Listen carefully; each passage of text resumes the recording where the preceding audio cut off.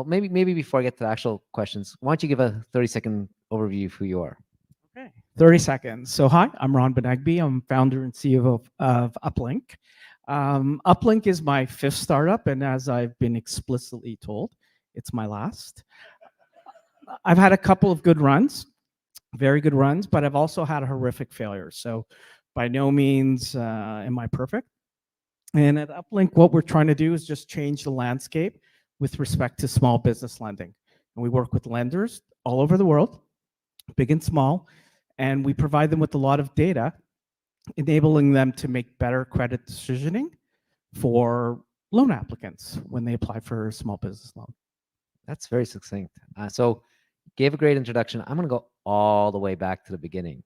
So you grew up with two immigrant parents who started their own small business in the 1970s in Canada. What are the main lessons you learned from that experience, and how's it informed your outlook as Uplinq's founder and CEO? Yeah. So yeah, I'm an immigrant. My parents, we migrated here in the early 70s. We were poor. We had no money. My dad was baking bread at night to put food on the table, and he went to a bank in 1973.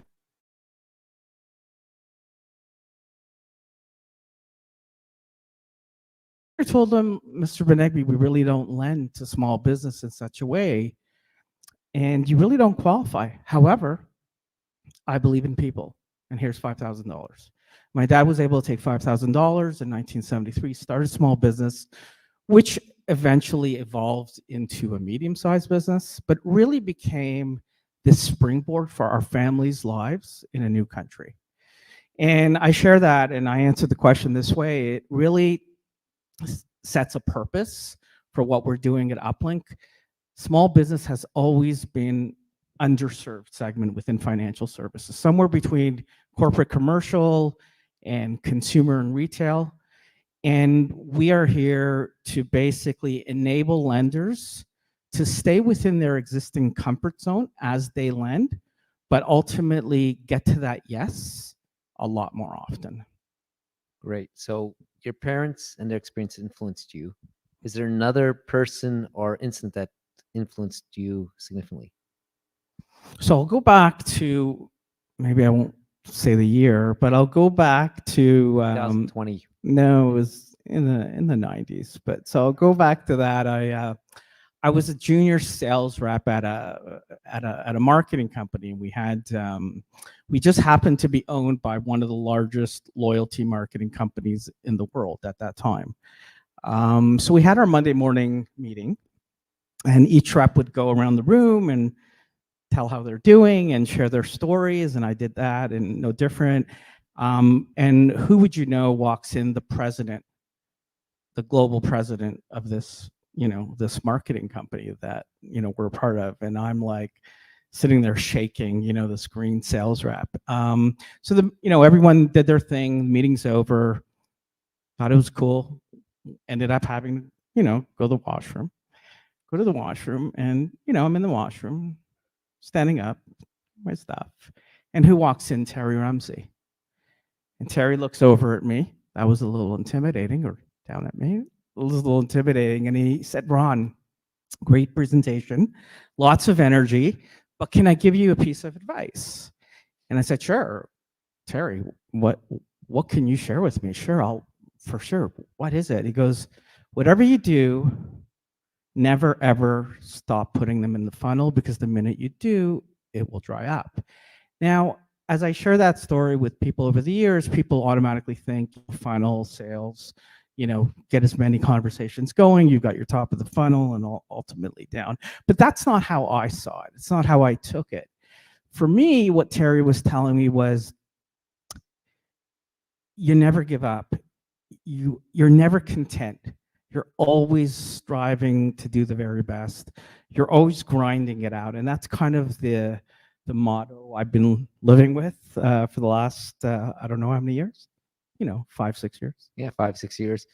And apparently there's, sorry, going to go off script. How do you manage when you never give up? So you've given an ultimatum. This is the last startup. So how do you, when you never give up, make sure you have family, life, work balance? Yeah, it's not a black and white answer, and it's, quite frankly, it's not a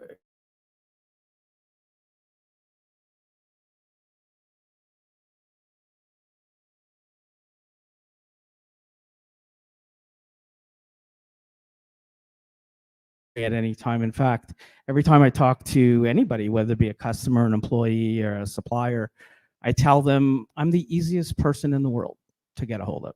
There's nobody easier than me to get a hold of. And candidly, it almost cost me my marriage in 2008. So, I wish I could tell you that I've got some sort of secret sauce for how to balance work and entrepreneurship and family, but I'm not sure that I'm the right person to answer that question. Just I was hoping you had some personal advice for me. So because I don't do a good job of it either. You mentioned that not all your startups have been successes. So I believe you learn a lot from your failures. So what one thing stands out from one of your failures that's changed the way you go and build businesses now? Yeah, well, the only time the big failure I had was actually the only other time I was the CEO of a company. So big crash and burn. And I would say two things. One was I came out of a very successful run. It was a 12-year run, very successful. I came out of there with kind of the wrong mentality, meaning, hey, I thought I knew it all. I thought, look at what I just did with my partner, and that attitude, that lack of being humble and lack of being respectful for the business, any business, was very problematic. But maybe um, the biggest lesson I learned was we were building a fairly sophisticated technology at that time. And my business partners were in the UK. So I flew over there, and my intent was to cut a deal. I've got to cut a deal with these guys, and that deal has to be the best deal ever for me. And yeah, I cut a phenomenal deal with them. So much so that because the deal didn't involve a lot of cash, so much so that within 6 months, and this is now going back, I think 2010. So, and this is in Europe, keep in mind. So the financial crisis was probably even worse there than it was even over here. Insolvent within 6 to 8 months, which ultimately led to us having to shutter the business. So, yeah, I cut a great deal, but it didn't get me anywhere. And so, my perspective today is a lot different in terms of how I work with partners and how I negotiate with partners and even customers. So that's I'd say, strategic and tactical lesson you learned. Also, when you started Uplinq, what are the strategies you thought of or implemented to make sure you have long-term success with this company? Well, Uplink's a complex business because we sell into banks, and if any of you sell into banks, stop. So just give a timeline. How long is it taking to get your first POC? Oh, yeah. Well, we've done actually okay in that area, but let me put that in the parking lot for a second. We can talk about traction in a minute. Yeah. But for me, as I look at the business, and I think every CEO would probably feel the same, and I look at Uplinq, to me as CEO, I believe I have one job, and that's it, just one job. And it's pretty simple.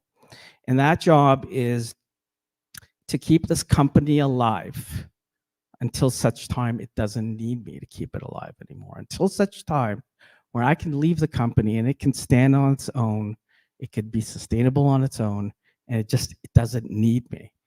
And everything I do, I think about that. How is this going to impact our cash? What is this going to do short term, long term? Am I putting the company at risk? Will I have to raise money when I need to raise money? That's the worst time to raise money, by the way. So everything I do is focused around that. Okay, so let's Great way to start thinking about a business. You have a lot of experience, as you've mentioned a bit. So, how do you spot the idea for Uplinq and know this is the one you want to do? So I guess it was late 2020, early 2021. I've always, been close to small business as a small business owner, as an immigrant, as a minority. And I really felt I wanted to help lenders look beyond the traditional way they evaluate credit or risk for small business. And the way they do that, by the way, hasn't changed since 1973. It's a little bit more digital, but the methodology is pretty much the same. Give me your self-reported financials that you input into your QuickBooks. Let me run a credit check on you, and I'll make a decision based on that. And pretty much that's how all small business lenders lend today. Not all, but a good chunk of them, and certainly the bigger banks who are very, very conservative and risk averse. So I felt, is there a way that I can help these lenders look beyond just the traditional data sets and evaluate the entire picture or ecosystem around the small business? So things like, market conditions, demographic information, etc. And I felt very strongly, actually, that if I went out, raised some money, spent a couple of years in a basement in stealth, hired some brilliant PhDs, and came out of stealth and hired a great PR shop and used a lot of fancy words that, leveraged AI and ML, and said, hey, we've got the best solution in the market, that would not resonate with the buyer I was trying to sell into. And the buyer I was trying to sell into is a chief risk officer at CIBC. I didn't think that approach would resonate with Frank Goose. By the way, I didn't have an answer for that, but how am I going to solve this problem? And fortunately enough, in the startup world, sometimes it's better to be lucky than it is to be good. I mean, ideally, you'd want both. But I was introduced to my co-founder, and we were able to basically leverage his life's work, leverage a technology platform that he had invested over 15 years in and building, and move that platform into this new co called Uplinq. So now when we go to market, we actually have a very compelling, but our technology has been in market for 15 years. It has served some of the largest and smallest lenders in the world. It has access to billions of data sets and has helped lenders globally lend in the aggregate of over 1.5 trillion USD. So it's pretty smart. We can help you. So that narrative has resonated with the market. So it must have been easy to start the company, raise money. Was it? If it wasn't for this guy, there'd be no Uplinq. No.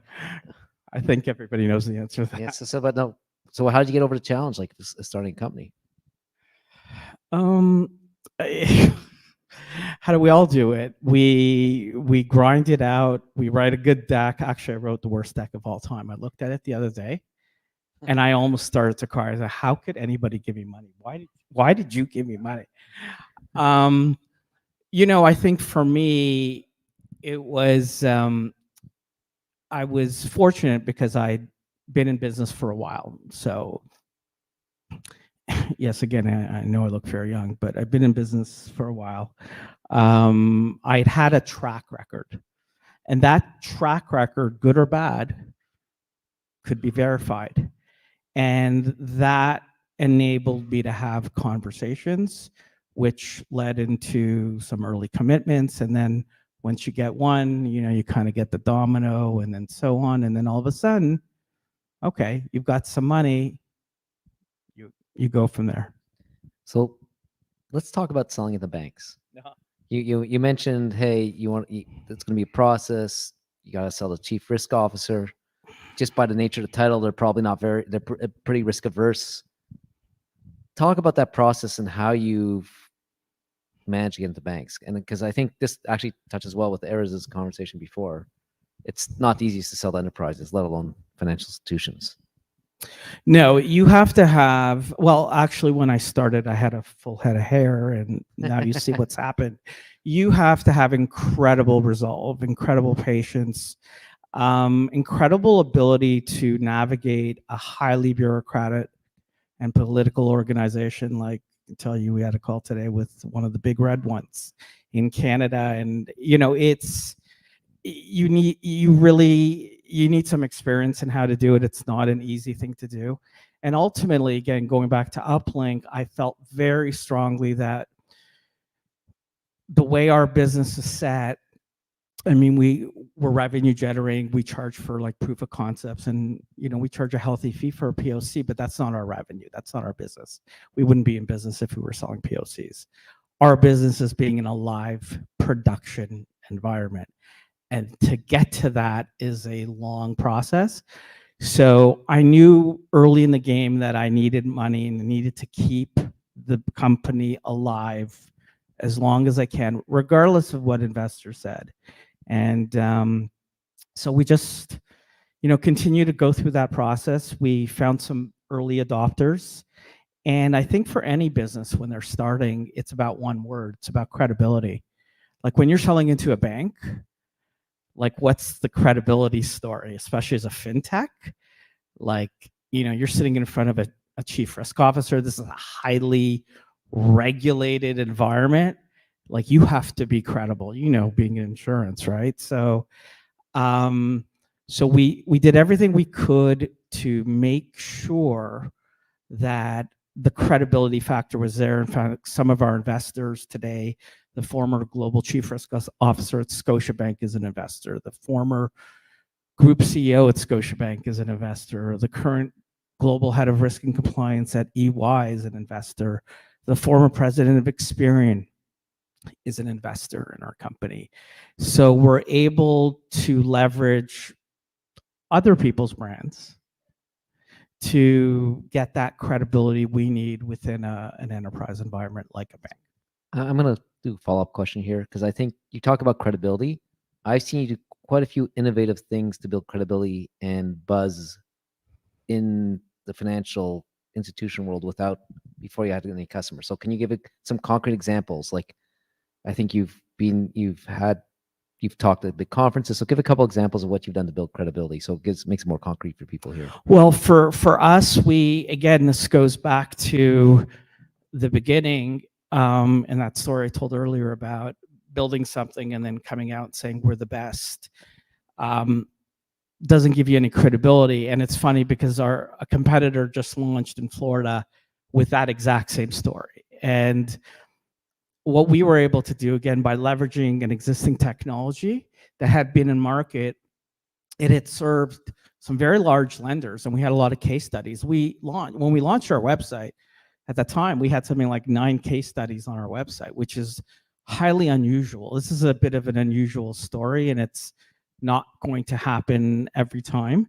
So we were able to leverage that. Plus, my co-founder, how do I explain this? Has anyone ever seen the show, The Big Bang Theory? Great show, by the way, Big Bang Theory. Okay, Dr. Sheldon Cooper. I kid you not. This is Dr. Sheldon Cooper. That's my co-founder. I mean, off the charts. But if you've seen the show, there's good and bad. So we balance each other nicely. But when he speaks about risk and he speaks about data, and when you look at his background, there's a lot of credibility there. So we do a lot of little things in order to create, hopefully, enough to get the bank over the hump and say, yes, this is a credible company. They're 3 years old, but it's credible. I want to soon open up to the audience. I have a bunch more questions. I'll ask one. What would you tell your younger self 5 startups ago? So if you go back in time, what's the one piece of advice you'd give your startups, your younger self? Don't do it. Okay. Why not? No, I just want to. No, we had a founder last time. The whole presentation is why you shouldn't be a founder. Yeah. So, you learn every day, right? It doesn't matter how young or old, you learn every day. So this was after my second startup. I was working for a CEO, um, and I can be a very hyper person, type A. I could come in and I can also like be very frenetic and oh my god, what's going to go on? And I remember going to his office and he's like looking at me and goes, "Man, you need some medication?" I said, "I'm on it. It's not helping." He goes, "Listen, can I ask you a question?" I said, "Okay. How do you eat an elephant?" And I'm saying, "How do you eat an elephant? Well, why would you want to eat an elephant?" Um, and I'm thinking about it. Okay, if I was going to eat an elephant, how would I eat an elephant? I'm sitting there trying to figure out how I would eat this elephant. And he's sitting there looking at me. He goes, "You're actually thinking about how to eat an elephant?" I said, "Yeah, well, you asked me the question." He goes, "No, no, no. It's run. It's one bite at a time." And that was a very interesting, that has stuck with me because every time the old Ron or the current Ron, uh, the hyperness, the excitement, I start that feeling, I think of that elephant story. I don't know why, because I love elephants and I wouldn't want to eat one, but it helps me calm down. So going back, I would definitely give my younger self that advice. To not eat. I'm confused. What's the advice? Not to eat an elephant, or to be calm? It's a true story. Okay. Let's go to questions. Hi there. Thank you so much for your very informative. You mentioned something about how you've changed how you deal with partners. I don't remember the exact words you used. You've changed your view. Yeah. Love to hear some examples so we can learn too. Okay. So this guy right here, Michael runs a company called Modern Controllers. Shameless plug for you, Michael. And they were the third company in about a span of 18 months we used for accounting services, like mostly bookkeeping and controllership. So over the period of the first year we worked together, I think it was twice, I went to Michael. He didn't ask. Michael's great. He never nickel and dime me, nothing like that.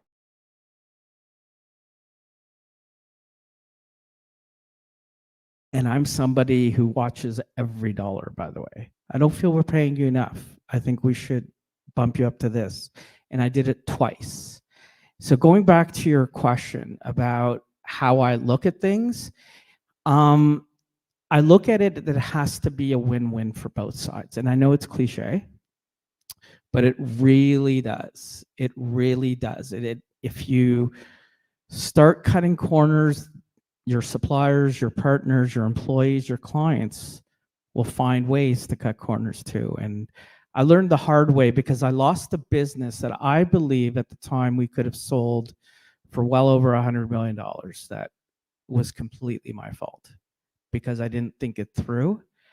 And I say that for a few reasons, and I can. And I promised I would never lose a business to that again.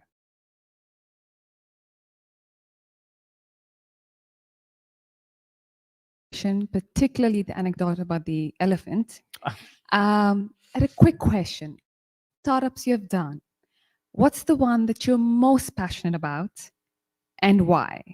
Like, what's the one that you really wished you could eat that elephant? Well, no, I would tell you it's Uplinq without question. I mean, because it's near and dear to my heart. Because if you think of what we're doing, we're really trying to transform people's lives in local communities, mom and pop shops, people who are working 7 days a week, like my parents, like my dad, like my mom. And, you know, whether it's in Canada, the US, whether it's in, you know, underdeveloped countries, like we're working in Africa, places like Nigeria, we're working in places like Bangladesh now, in Southeast Asia area, and you know, Mexico and Latam. You're really having an impact on somebody's lives and their families. So for me, it's without question. And I'm not just saying it because it is where I'm at right now. It's really how I feel. Hi, Ron. Thanks for the presentation and the insights. I'm curious, kind of on a meta level with lending and small business, there seems to be a lot of ways to do it other than just go to the big guys and ask them for money.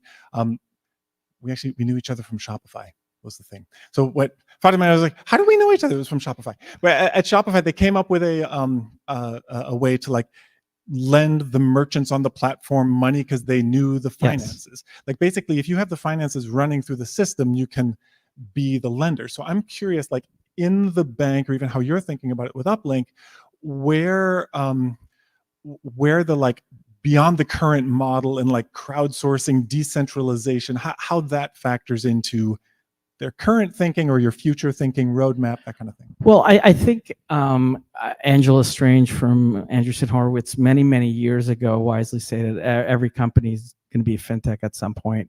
So it's your point about Shopify. Shopify lends money to customers, right? So does QuickBooks. So Amazon's a huge lender. I mean, you've got all these companies who have relationship with customers. Square, big lender. So yeah, they're on our hit list. But ultimately, if you look at the statistics, the majority of funds today still being lent still comes from the bank. It's well over 80%.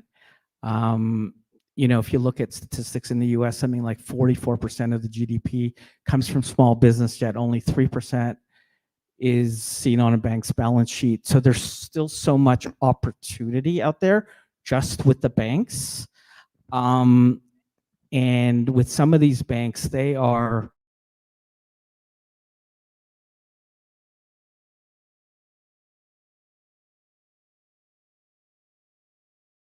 so if we can start shaping some of that while allowing them to still be conservative in nature, that's going to be transformative. I'll give you an example. One here, Canadian Bank, we've just gone through a POC with.